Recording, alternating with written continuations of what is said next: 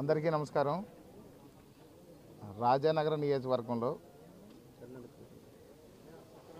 పూర్తిగా అరాచక పాలన జరుగుతుందనేది అందరికీ తెలిసిన విషయం. రాజానగరం నియోజకవర్గాన్ని అన్ని విధాలుగా బస్టు పెట్టించినటువంటి జక్కంపూడి రాజా ఇక్కడ గంజాయి బ్యాచ్, క్రికెట్ బ్యాటింగ్లు, బ్లేడ్ బ్యాచ్ సంస్కృతిని పెట్టి యువతనంతా కూడా సర్వనాశనం చేసేసి ఈవేళ ఎందుకు కాకుండా చేసేసినటువంటి పరిస్థితి ఇక్కడ నెలకొంది. అదేవిధంగా కొండలు దోసేశారు, చెరువులు దోసేశారు, భూ కబ్జాలు చేశారు, స్థల కబ్జాలు చేశారు. వాళ్ళకి ఎప్పుడు చూసినా ఈ దోపిడీ ఒక్కటే. వాళ్ళకి బినామీ పేర్లతో బినామీ బ్రదర్స్ని పెట్టుకుని ఇక్కడ రియల్ ఎస్టేట్ చేసి అక్రమంగా కూడా ఈ రాజానగరం మండలం అంతా కూడా పూర్తిగా దోచుకునేటువంటి పరిస్థితి ఉంది. మిగిలిన వాళ్ళు ఎవరిని కూడా రియల్ ఎస్టేట్ వ్యాపారం చేయకుండా వాళ్ళకి ఏదైతే జక్కంపూడి ట్యాక్స్ పే చేస్తారో ఆ పే చేసే వాళ్ళకి మాత్రమే అవకాశం ఇచ్చారు. కానీ ముఖ్యంగా మాత్రం వాళ్ళ బినామీ సోదరులకు మాత్రం మొత్తం అంతా కూడా పట్టం కట్టేసి ఇక్కడ రియల్ ఎస్టేట్ వ్యాపారం అంతా చేసుకోమని ఎస్ఎండ్ భూములు, చెరువులు సైతం కబ్జాలు చేసేసి, పార్కులు సైతం కబ్జా చేసేసి, ఒక్కొక్క స్థలం ముగ్గురేసి రిజిస్ట్రేషన్ చేసేసి దోసేశారు. అడ్డొచ్చిన నాయకులపై దౌర్జన్యం చేయడం, హత్యా ప్రయత్నం కూడా చేయడం అనేది వీళ్ళకి అలవాటుగా మారిపోయింది. ఇదే తరుణంలో ఇన్ని దోపిడీలు చేసి ఏ విధమైన అభివృద్ధి చేయకుండా ఈ యొక్క రాజానగరం నియోజకవర్గాన్ని అధోగతి పాలు చేసి ఈవేళ మళ్ళీ గద్దెనెక్కాలని చెప్పేసి రకరకాల ప్రయత్నాలు చేస్తున్నారు. అందులో భాగంగానే ఈరోజు చూస్తే రాజానగరం నియోజకవర్గంలో 20,000 దొంగ ఓట్లకి తెరదీశారు. వీళ్ళు ఒకే డోర్ నెంబర్తో సూర్యాపేటలో అయితే 144 ఓట్లని ఒకే డోర్ నెంబర్తో రిజిస్టర్ చేయగలిగారు వాళ్ళు. అదేవిధంగా చూస్తే ఇక్కడ 4 రకాలుగా కూడా వీళ్ళు తెరదీశారు. ఒక్కొక్కరికి 2 ఓట్లు చొప్పున రాయించేశారు. ఒక్కొక్కరికి 2 ఓట్లు చొప్పున రాయించి అలాంటి ఓట్లని సుమారు 5,000 ఓట్లు రాయించేశారు. వీళ్ళు చిన్న చిన్న తేడాలతో మార్చుకున్నారు. వాళ్ళు ఒక వ్యక్తి రామకృష్ణ అని ఉంటే ఒక దాంట్లో రామకృష్ణ, ఒక దాంట్లో రాము, ఒక దాంట్లో రమేష్ అలాగేదో మార్చుకున్నారు.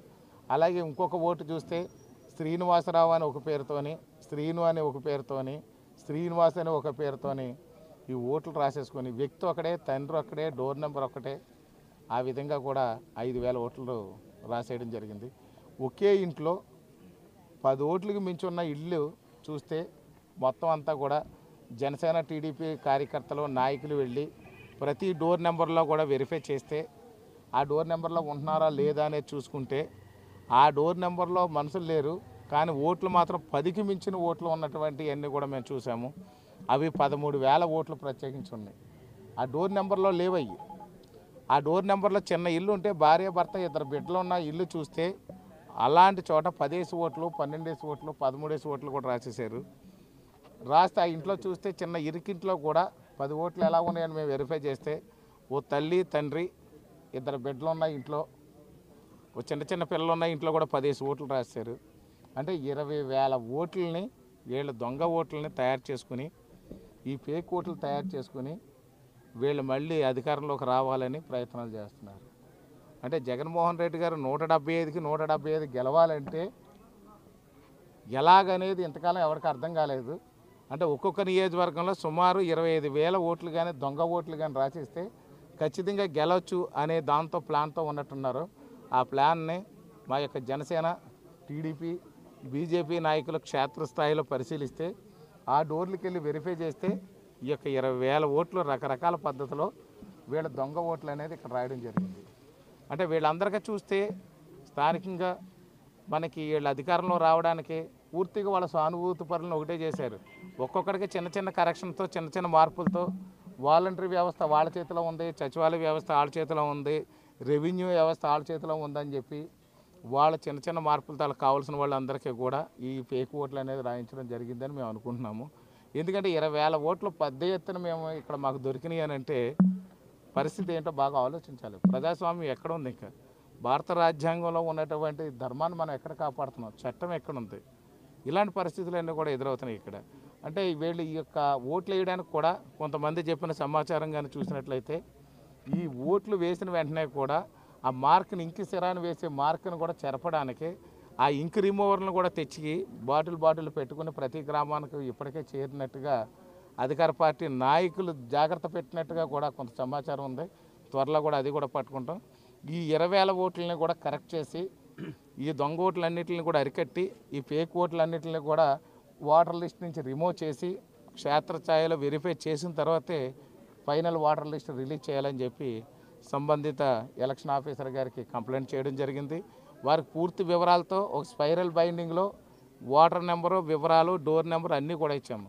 ఇంకా విడ్డూరం ఏంటంటే డోర్ నెంబర్ లేని పేరుతో కూడా ఇక్కడ 2,500 ఓట్లు దొరికినాయి మాకు. డోర్ నెంబరే లేదు, ఊరి పేరుతోని డోర్ వేసేసారు, డోర్ నెంబర్ లేదు. ఇంకా డోర్ నెంబర్ లేకుండా ఇల్లు ఎలా ఉంటుంది అనేది మేము వెరిఫై చేస్తే కూడా అలాంటి ఇల్లు ఏం కనిపించలేదు.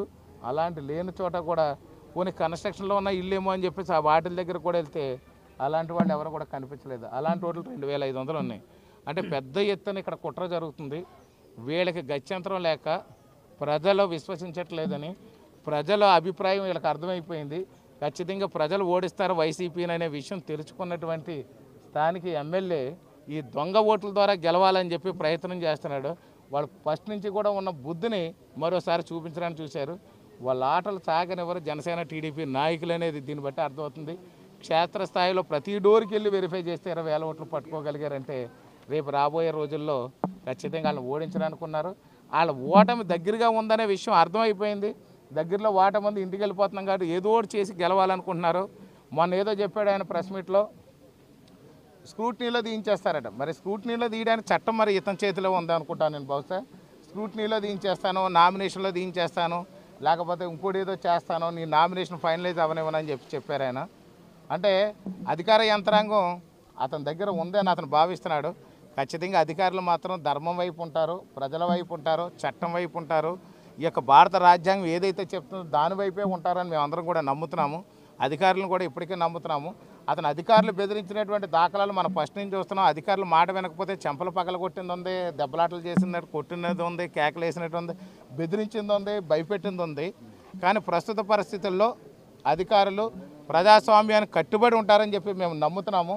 ఖచ్చితంగా ప్రజాస్వామ్యం గెలవాలని చెప్పి మేము అనుకుంటున్నాము. ఎందుకంటే గెలుస్తుందని కూడా మేము నమ్ముతున్నాము. ఎందుకంటే వీళ్ళు ఎట్టి పరిస్థితుల్లో వీళ్ళు వేసే ఎత్తులకు మాత్రం తెలుగుదేశం, జనసేన, బీజేపీ నాయకులు మాత్రం ఎట్టి పరిస్థితుల్లో వీళ్ళకి అవకాశం ఇచ్చే పరిస్థితి లేదు. వాళ్ళు వేసే ఎత్తులకి ఎప్పటికప్పుడు మా వాళ్ళందరూ కూడా జాగ్రత్తగా ఉన్నారు. కాబట్టి ఈవేళ 20,000 ఓట్లు పట్టుకున్నాము. అదేవిధంగా చూస్తే ఈ మధ్యకాలంలో దొంగ జాయినింగ్లు పెడుతున్నాడు ఈయన. వైసీపీలో ఉన్న వాళ్ళనే కొత్తగా జాయినింగ్ల కింద చూపించి కండువాలు వేసినట్టు చూపించి, ఒరే మన అందరూ పార్టీ చేసుకుందాం పళ్ళ మూలకు వచ్చిండ్రా అని చెప్పి చిన్న పార్టీ ఏర్పాటు చేస్తున్నారు. అక్కడ కండువాలు వేస్తున్నారు. కండువాలు వేసి ఈరోజు జాయినింగ్లు అని చెప్పి బూటక జాయినింగ్లు అనేది చూపించడం జక్కంపూడి రాజా చూపిస్తున్నాడు. 2019లో ప్రతి ఒక్కరు నమ్మారు, నేను కూడా నమ్మాను అందులోనే. ఆ నమ్మి అందరూ ప్రజలందరూ మోసపోయారు, ఇక్కడ నాయకులు మోసపోయారు, కార్యకర్తలు మోసపోయారు. కాబట్టి ఇప్పుడు ప్రజలు కానీ కార్యకర్తలు కానీ ఎవరో నమ్మే పరిస్థితిలో లేరు. ఈ బూటకపు జాయినింగ్లు చేసి గొప్పగా జాయిన్ అయిపోయారని చెప్పి చూపించుకున్న జక్కంపూడి రాజాకి జూన్ 4న ఎవరై ఏంటనేది తెలుస్తుంది.